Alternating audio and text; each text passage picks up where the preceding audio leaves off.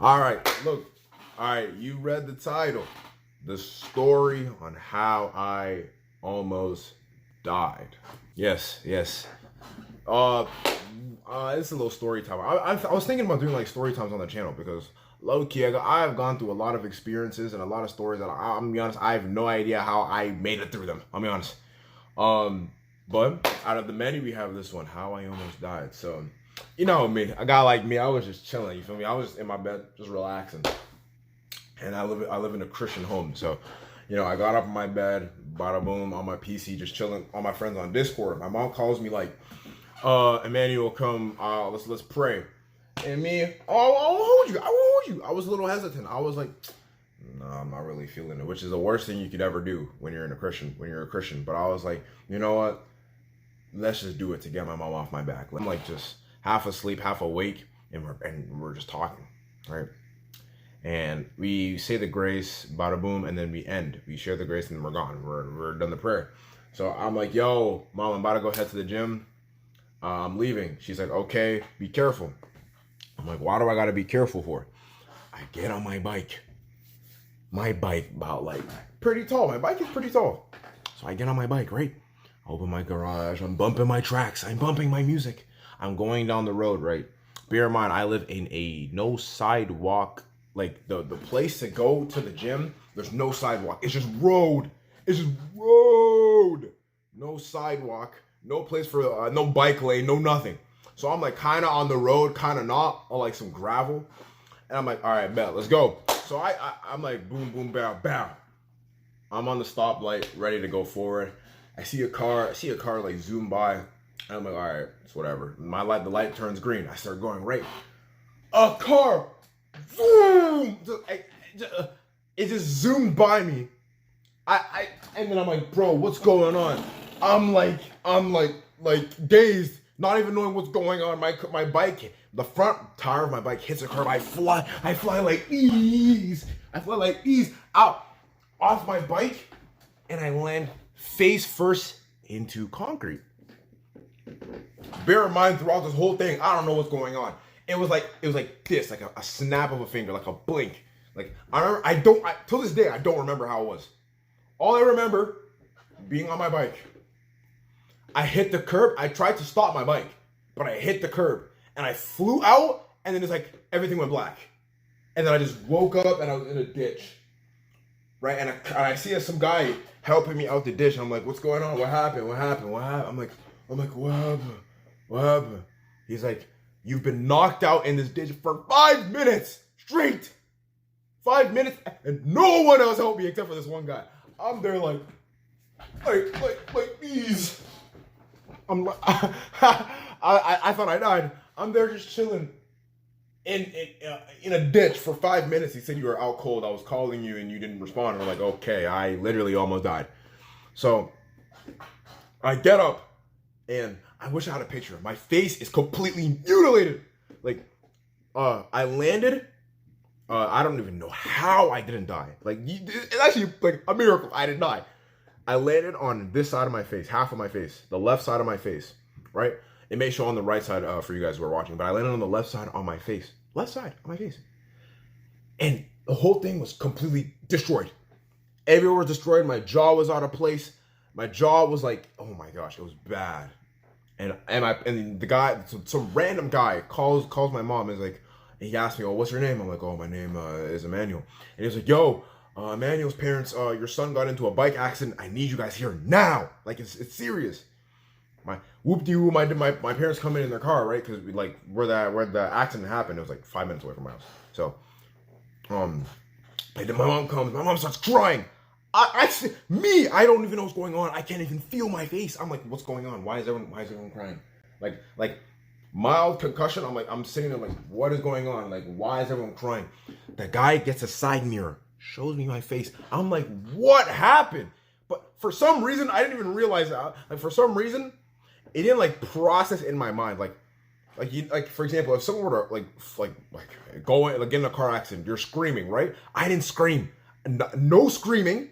Not even a tear came down my eye. I was just quiet the whole time. I was like, dang, I can't ride a bike. I can't. I really got knocked out by concrete. I literally, I literally tripped on a curb and died, and almost died. So I'm there like, dang, my mom's crying, my siblings are crying, my dad's crying. I'm not even, like, no tears down my eye, I'm just there. My whole face is just completely and utterly destroyed. I'm like, well, that's crazy. I still want to lie down though. I kept telling the guy, can I lie down? No, I'm just like sitting perked up like this in his car. And the ambulance comes here. In Canada, we don't pay for ambulances. But where I'm at, it costs $800. I'm looking around like, who's paying that? I'm not paying for that. I'm not paying for the ambulance. I am not going to trip and I'm not going to get in an accident and then pay for the ambulance. No, we're not doing that. I don't subscribe. I don't. I'm in the ambulance. I'm like, I'm so mad that I hit the curb. I'm like, bro, why, man? And some ambulance guy, big buff guy, looked like Honey Sins. Bro standing above me like, he's like, are you good? Ask me a bunch of questions that I already know the answer of. I'm fine. You don't need to know my name. I'm just joking about. We're standing there and he lies me down. I'm in a stretcher. I'm like, I have my eyes like kind of closed but kind of open at the same time. I'm like squinting. And I'm asking, I'm like, yo, like, am I gonna die? See, based off the seriousness of this situation, I thought bro was gonna be like, we're gonna try everything in our power to keep you alive. Bro looked at me like this. Nah, you're good. Nah, you're fine. I'm like, what? So I'm in an ambulance, but I'm fine. Bear in mind, my whole face is mutilated, by the way. He's like, nah, you're he laughs. He said, nah, you're good. You won't die. I'm like, okay. So we get to the hospital, and in my mind, I'm like, because I've heard stories of like in the hospital, it takes like hours before you can actually go see the doctor. They're not wrong. I was laying there on the verge of, I was laying there like a dead body there. I'm like, God, I don't want to die. God, I hope I don't die. God, I don't want to die. I don't want to die.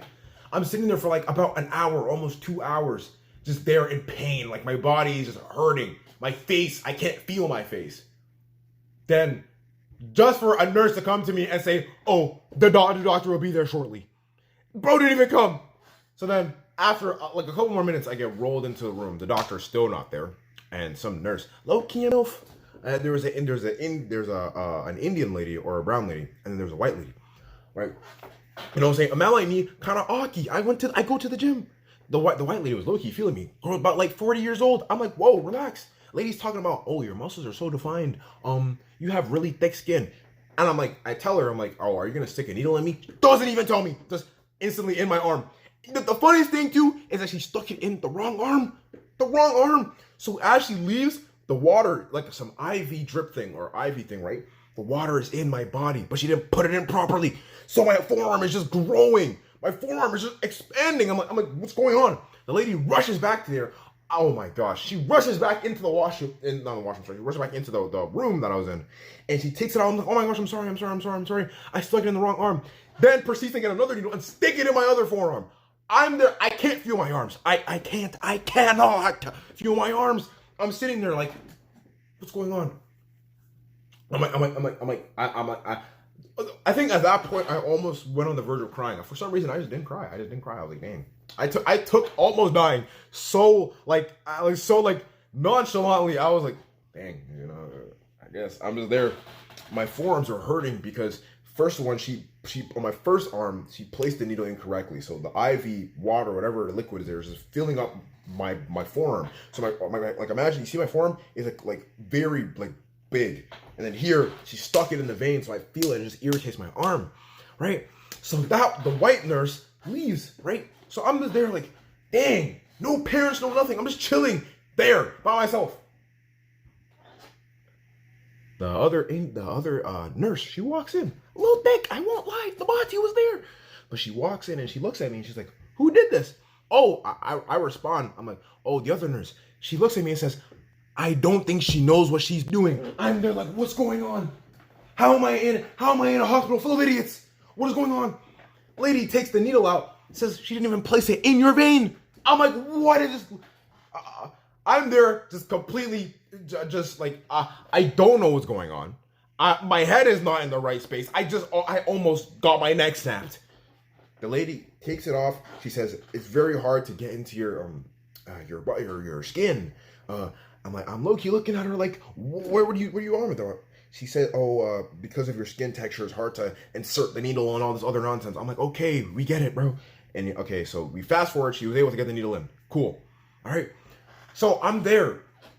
And my parents finally come. I'm telling my mom, how bad's my face? My mom's looking at me, crying, like, by saying, I don't know. She's like, oh, I forget what she was saying, but I know for a fact that she was crying, right? And then some big buff Mexican guy comes, takes me on the little bed, pushes me to a next room, right? And they asked me to stand up because I have to do like a full x-ray of my body. Bro, tell me why the x-ray bed is cold. I don't got no shirt on, just shorts, no shirt, no socks. I got some stank feet, I won't lie. Oh my gosh, my whole body was dusty because of the ditch I was in. I'm standing there, right? He says, lie down. I lie down, my body's like, what? Like I'm just there. I'm lying down. He scans my body. He says, you're good. Big buff Mexican guy puts me back on the bed. Brings me up to another room. I'm looking at some other white nurse. She's like, oh, can you take off your shirt? I'm like, okay. I retake off my shirt. And I have to press my chest on something. So I'm just there. I'm there. And I'm just chilling, right? About like 5 seconds. The thing is cold as heck. But my chest is still pressed up on it. If I take it off, we have to restart. So I have to hold it and beer it. Okay, we finish. Boom. And then the Mexican guy pushes me back to my room and I'm there. And I'm telling my mom, what are the odds this happens? What are the odds? Imagine if I didn't pray. It could have been way worse. And then finally, after like 4 hours, the doctor finally enters into the place. He said, how are you doing? I'm like, I don't feel good. I can't feel my body. He looks at me, laughs. Okay. Then he checks my arms. He says, I don't know what the nurses are doing. These nurses are not trained properly. I am still scared out of my mind. Heart is pumping out of my body. I think I'm going to literally die. He tells me, word for word, he says, you could have died. He says, oh, how does your neck feel? I'm like, my neck feels perfectly fine. He says, how does your face feel? I'm like, my face hurts. Like, I can't feel like one side of my face. He looks at my face. He's like, you're lucky. You're lucky. Like, you actually, like, I should have died or had a concussion. Either, though my only options in that scenario, death or a concussion. I didn't have a concussion at all. No concussion. They checked my brain. I'm fine. And I should have died because I was in the ambulance and the Johnny Sins looking guy was talking to me like, yo, is your neck okay? I'm like, yeah, my neck is fine. He was like, how your neck literally should have snapped. Like, you should have like broke your neck or like collided. Like, something should have happened. And I'm just chilling there. The only thing I got left was just a scratch. My left of my face was just mutilated. That's it. But everything else was cool, right? So I get back.